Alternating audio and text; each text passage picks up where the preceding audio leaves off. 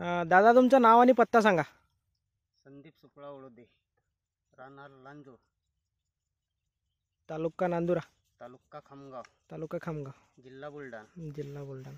बरं, हे धन्वंतरीचं RPS 76 हे तुम्ही कशावर फवारणी केली? या हरभऱ्यावर, गव्हावर. बरं. आणि याचा स्प्रे घेऊन तुम्हाला काय रिझल्ट आला? रिजेक्ट आला ना.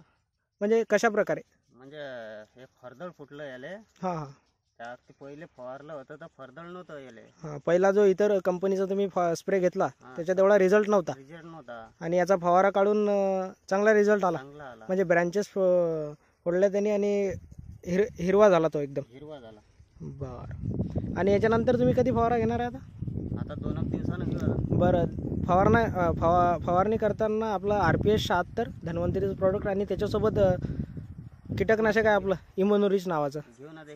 हां, तर याची तुम्हाला जे 850 रुपये किमतीने हे प्रॉडक्ट भेटलं, याची किंमत कशी वाटते तुम्हाला? किंमत व्यवस्थित आहे. जसं हां, रिझल्टच्या हिशोबाने व्यवस्थित आहे. यानं चांगलं आहे. आणि इतर शेतकऱ्यांना तुमचा काय सल्ला राहील? हेच सांगायचं जसं की हे फवारा बा चांगलं, जसं गुण आहेत, रिजेक्ट आहेत.